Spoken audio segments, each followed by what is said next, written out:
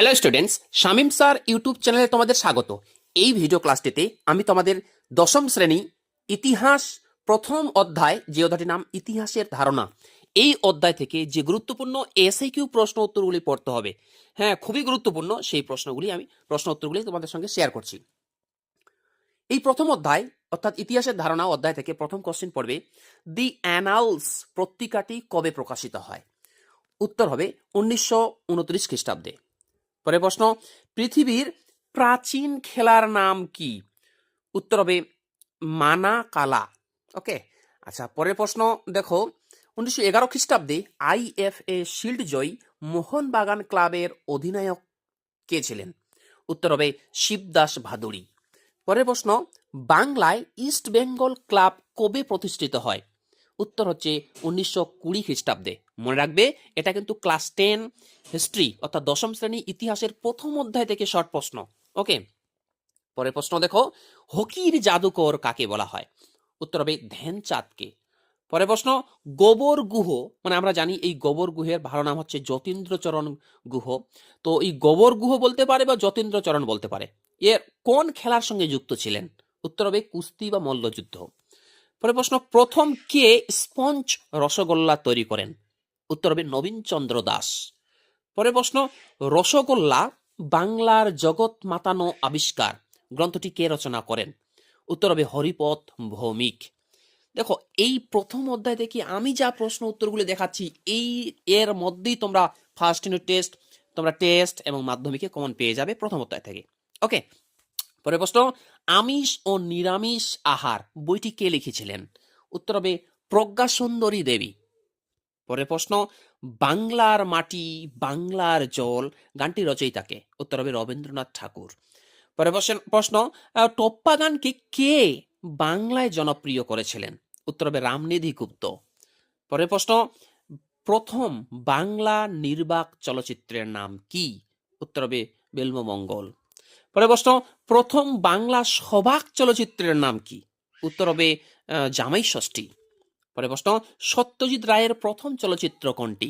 উত্তর হবে পথের পাঁচালী। পরের প্রশ্ন, পথের পাঁচালী ছবির পরিচালক কে ছিলেন? উত্তর হবে সত্যজিৎ রায়। ওকে, পরের প্রশ্ন দেখো, আধুনিক আধুনিক ভারতীয় চিত্ররীতির জনক কে, অথবা কাকে নব্য বাংলা চিত্রকলা রীতির অগ্রদূত বলা হয়? উত্তর হবে অবনীন্দ্রনাথ ঠাকুরকে। পরের প্রশ্ন, বাগেশ্বরী শিল্প প্রবন্ধাবলী কে রচনা করেন বা কার রচনা? উত্তর হবে অবনীন্দ্রনাথ ঠাকুরের। পরের প্রশ্ন, কলকাতার ঔপনিবেশিক স্থাপত্যগুলির যে কোনো একটি উল্লেখ করো। উত্তর হবে ভিক্টোরিয়া মেমোরিয়াল। দেখতে পাচ্ছ প্রশ্নটা মাধ্যমিক 22 সালে এসেছিল। পরের প্রশ্ন, বাংলার বিশ্বকর্মা নামে কে পরিচিত ছিলেন? উত্তর হবে রাজেন্দ্রনাথ মুখার্জি।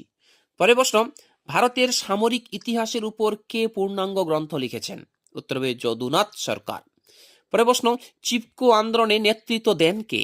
উত্তর হবে সুন্দরলাল বহুগুণা। পরের প্রশ্ন, নর্মদা বাঁচাও আন্দোলন কবে হয়? উত্তর হচ্ছে 1985 খ্রিস্টাব্দে।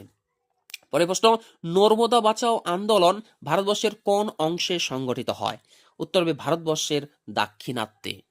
পরের প্রশ্ন, নর্মদা বাঁচাও আন্দোলনের নেত্রী কে ছিলেন? উত্তর হবে মেধা পাটেকর। পরের প্রশ্ন, বন ও বন্যপ্রাণী সংরক্ষণের আন্দোলন কোন ইতিহাসের অন্তর্ভুক্ত হবে? এই প্রশ্নের উত্তর হবে পরিবেশের ইতিহাসের। পরের প্রশ্ন, আধুনিক ইতিহাস লেখার যে কোনো দুটি উপাদানের নাম লেখো। ওকে, উত্তর হবে আধুনিক ইতিহাস লেখার যে কোনো দুটি উপাদান হলো সংবাদপত্র ও চিঠি। পরের প্রশ্ন, এই প্রশ্নটা মাধ্যমিক দুইবার এসেছে, একটা 17 সালে, একবার 24 সালে, খুবই গুরুত্বপূর্ণ। সরকারি নথিপত্র কোথায় সংরক্ষণ করা হয়? উত্তর হবে সরকারি মহাফেজখানায়। পরের প্রশ্ন, বিপিনচন্দ্র পালের আত্মজীবনী গ্রন্থের নাম কি? এটা মাধ্যমিক 20 সালে এসেছিল। উত্তর হবে 70 বৎসর।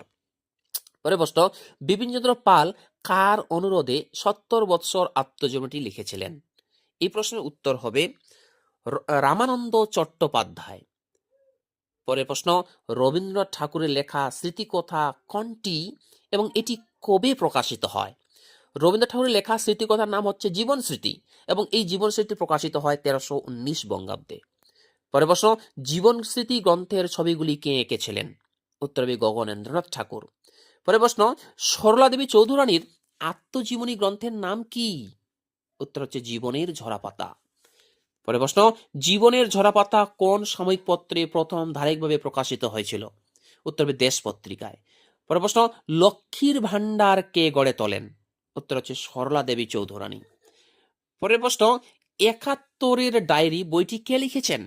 উত্তর হবে বেগম সুফিয়া কামাল। পরের প্রশ্ন, letters from a father to his daughter কবে লেখা হয়েছিল এবং পিতা ও কন্যার নাম কি? দেখো, এইটা লেখা হয়েছিল 1928 খ্রিস্টাব্দে। পিতার নাম ছিল জওহরলাল নেহেরু এবং তার মেয়ে বা কন্যার নাম ছিল ইন্দিরা গান্ধী। পরের প্রশ্ন, letters from a father to his daughter গ্রন্থে কতগুলি চিঠি আছে? উত্তর হবে 30টি। পরের প্রশ্ন দেখো, ইন্দিরা গান্ধীকে লেখা জওহরলালের চিঠিপত্রের হিন্দি অনুবাদকের নাম কি? মানে এই হিন্দি অনুবাদ করেন কে? উত্তর হবে মুন্সি প্রেমচাঁদ। পরের প্রশ্ন, ইন্দিরা গান্ধীকে লেখা জওহরলালের চিঠিপত্রের হিন্দি অনুবাদক কে ছিলেন? এটাও হবে মুন্সি প্রেমচাঁদ। পরের প্রশ্ন, ইন্দিরা গান্ধীকে লেখা জওহরলাল নেহেরুর চিঠিগুলি বাংলাতে কি নামে পরিচিত ছিল? উত্তর হবে কল্যাণী আশু ইন্দু। পরের প্রশ্ন, ভারতে প্রথম বাণিজ্য বিষয়ক বাংলা ভাষায় প্রকাশিত দৈনিক সংবাদপত্রের নাম কি? উত্তর হবে মহাজন দর্পণ। পরের প্রশ্ন, কোন বছর বঙ্গদর্শন প্রকাশিত হয়? এই প্রশ্নটা মাধ্যমিক 2022 সালে এসেছিল। কোন বছর বঙ্গদর্শন প্রকাশিত হয়?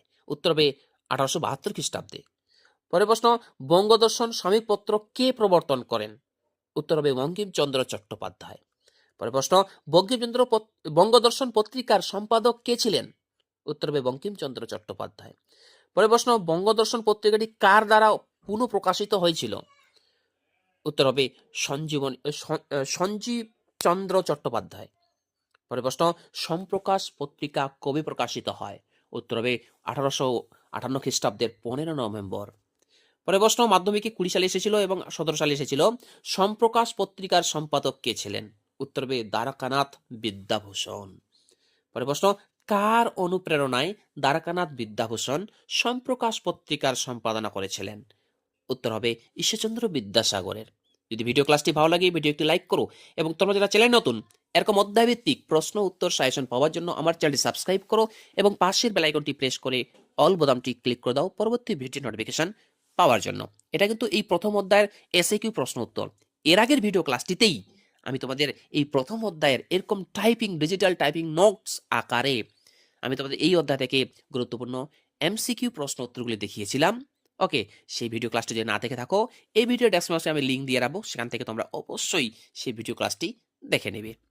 একটা কথা বলে দিই, এই সমস্ত প্রশ্ন উত্তর তোমরা যদি কেউ নিতে চাও তাহলে এই ভিডিও ডেসক্রিপশনে দেখো আমি একটা লিঙ্ক দিয়ে রাখছি, ওই লিঙ্কটা ক্লিক করলেই প্রত্যেকটা প্রশ্ন উত্তর তোমরা পেয়ে যাবে। ওকে, পরের প্রশ্ন, দেশীয় ভাষা সংবাদপত্র আইন কে প্রণয়ন করেন? অথবা কোন বড়লাট সম্প্রকাশ পত্রিকা বন্ধ করে দিতে চেয়েছিলেন? এই দুটো প্রশ্নের উত্তর একটাই হবে, উত্তর হবে লর্ড লিটন। পরের প্রশ্ন, কোন বছর সম্প্রকাশ এর প্রকাশনা সাময়িকভাবে স্থগিত রাখা হয়? এটা মাধ্যমিক 2022 সালে এসেছিল। এটা উত্তর হবে 1878 খ্রিস্টাব্দে। পরের প্রশ্ন, বন্দে মাতরম পত্রিকার সম্পাদক কে ছিলেন? উত্তর হবে অরবিন্দ ঘোষ। পরের প্রশ্ন, সংবাদপত্রে সেকালের কথা গ্রন্থটি কে লেখেন? উত্তর হবে ব্রজেন্দ্রনাথ বন্দ্যোপাধ্যায়।